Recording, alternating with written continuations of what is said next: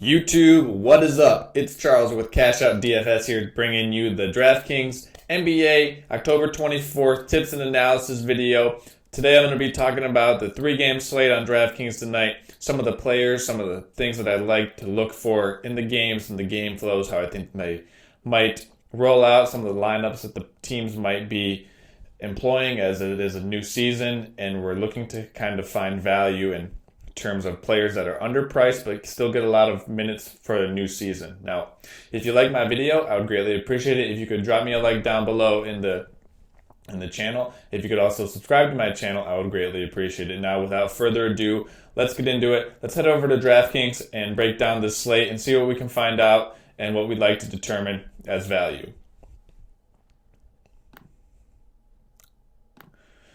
So, right away, I think there are two teams here that are going to have value that we can exploit, and I think that's going to be coming from the Milwaukee Bucks as well as the Atlanta Hawks. Now, it's kind of risky because we're not quite sure how these teams are going to be employing their benches and how many minutes that supporting cast members are going to receive from the coaching staff. So, for instance, when I say supporting casts, what I'm really referring to are like players from Milwaukee, such as Wesley Matthews, George Hill, Pat Connaughton, Kyle Korver, or Ilyasova, as well as DJ Wilson.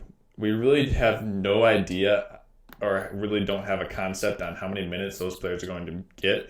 If someone came out and told me that Kyle Korver is going to be getting 30 minutes tonight against the Houston Rockets, I would be all over Kyle Korver, but we don't have any type of indication on which player is going to be getting the value. So my recommendation is that if you're playing multiple lineups, try to sprinkle in one or two pieces of those Milwaukee supporting players, such as like a Korver or DJ Wilson, or even if you want to go all the way down to Dante DiVincenzo. Just kind of sprinkle those players in and limit your risk, but you're still going to have the same kind of upside because I think they all have similar upside, but we're just not quite sure which one's going to be receiving the most run or which one's going to be the most effective yet until we see how the coaching staff uses those players. So in short, it's kind of a wait and see for me while having a little bit of exposure, but I'm interested to see which one will do well because I do think one or two will do very well tonight. Now let's move to point guard, where we can either make a decision or we can play both, all three potentially as well.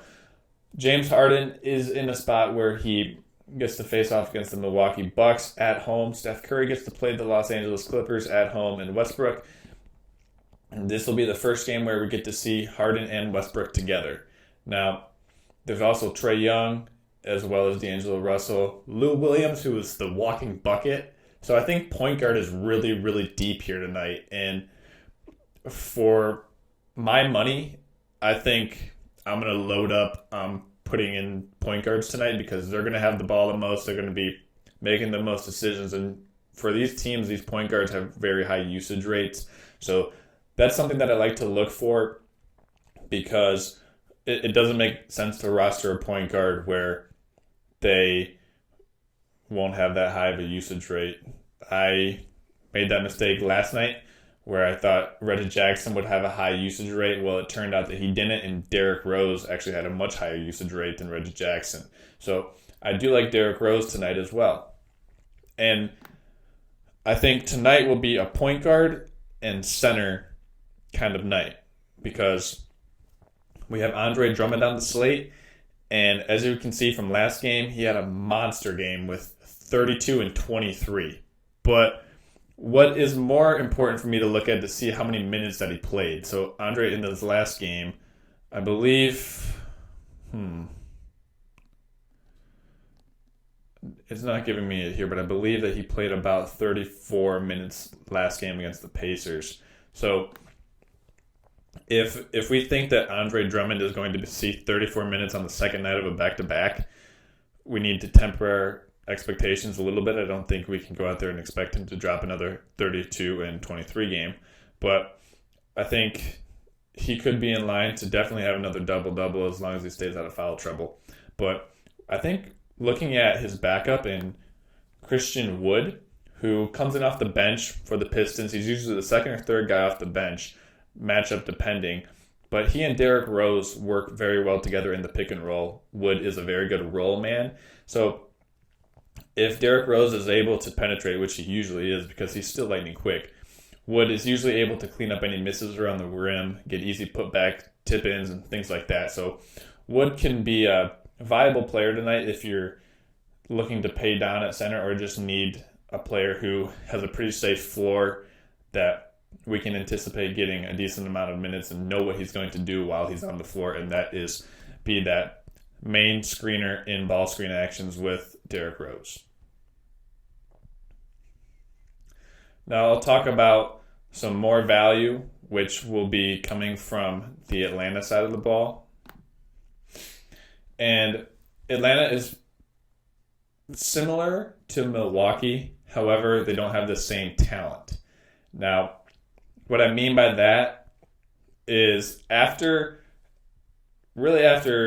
John Collins and maybe Lynn, we don't know what kind of roles that these players are going to have or how they're going to be featured with the way that their coaching staff wants to, roll out their secondary lineups and the different types of rotations that they're going to have. One player that has been gaining a lot of traction today is DeAndre Bembry. A lot of people are talking about him.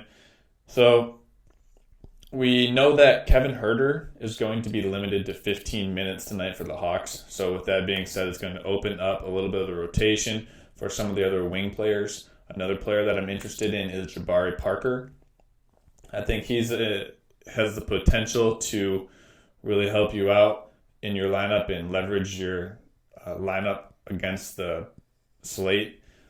But I'm going to limit my exposure to Jabari Parker because he is capable of having many more duds than high-quality performances. But for my money, I like DeAndre Hunter, and that's because he's more of a two-way player than Parker. He can get some counting stats defensively, and given the opportunity, he can knock down a corner shot or something like that. Lastly, let's talk about this LA Clippers versus the Golden State Warriors game. I like Lou Williams and Montrezl Harrell. They work really well together as Doc Rivers employs them by putting them in pick and roll actions. And if you happen to see the game where the Clippers played the Lakers on Tuesday night, Montrez and Lou Williams combined for, I think, 43 points. And they were really the engine, along with Pat Beverly and then Kawhi as well, that sparked that late fourth quarter run to put the game out of contest between the Lakers and the Clippers. So Montrez and Lou Williams, I think they're in play. But one thing makes me pause because Golden State can still play really good defense. And in their first game, opening up the new Chase Center in San Francisco, I think Golden State's going to be pretty pumped up here. But with all of that being said, we know that it's a 3-game slate, so we want to make sure that we pin down the right kind of value. We want to make sure that we get the right studs. If we need to fade one, we need to have good supporting evidence on why we want to do that. And if we feel that we know where we want to go with value, then by all means go for it, because when you have an angle or a high belief in something, you can really do well on these small 3-game or 2-game slates by being right. So if you have a hardcore belief in something and you go for it and it pays off, you're going to be in a very good position as opposed to the field. And with that being said, if you like this video, I would greatly appreciate it if you would drop me a like or subscribe. I bring out videos every day as it pertains to NBA or NFL DFS content. And everybody, let's have a great night. I'll see you back tomorrow. Bye-bye.